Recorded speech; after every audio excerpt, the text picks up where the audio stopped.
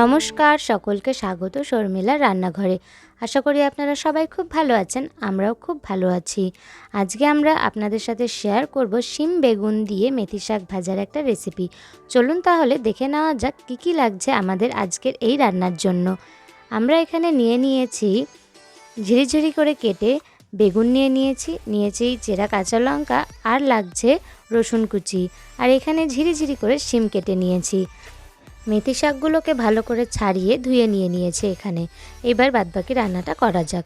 কড়াইতে সর্ষের তেল গরম করতে দিয়েছি। তেল গরম হয়ে গেলে এর মধ্যে দিয়ে দিলাম 2টো শুকনো লঙ্কা, আর দিয়ে দিচ্ছি রসুন কুচি।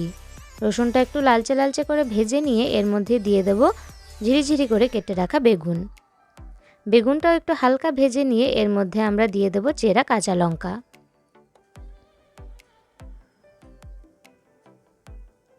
এরপর আমরা এর মধ্যে দিয়ে দিচ্ছি ঝিরিঝিরি করে কেটে রাখা শিম। সবজিগুলো ভালো করে একটু ভেজে নিয়ে এর মধ্যে দিয়ে দেব স্বাদ মতন নুন দেওয়ার পর এরপর আমরা এর মধ্যে দিয়ে দিলাম মেথি শাকগুলো। প্রথমে অল্প একটু দিয়ে ভালো করে নেড়েচেড়ে নিয়ে বাদবাকি শাকটা আবার পরে আমরা দিয়ে দিচ্ছি। আমাদের ভিডিও আপনাদের কেমন লাগছে আমাদের অবশ্যই কমেন্ট করে জানাবেন। আর যদি ভালো লাগে তবুও একটা কমেন্ট করবেন, যদি খারাপ লাগে তবুও কমেন্ট করে জানাবেন যে ভিডিওটা আপনাদের আসলে কেমন লাগছে। তাহলে আমরা বুঝতে পারবো যে আমাদের ভুল ত্রুটি কোন জায়গায় হচ্ছে। আর যদি ভালো লাগে তাহলে একটা লাইক করে দেবেন।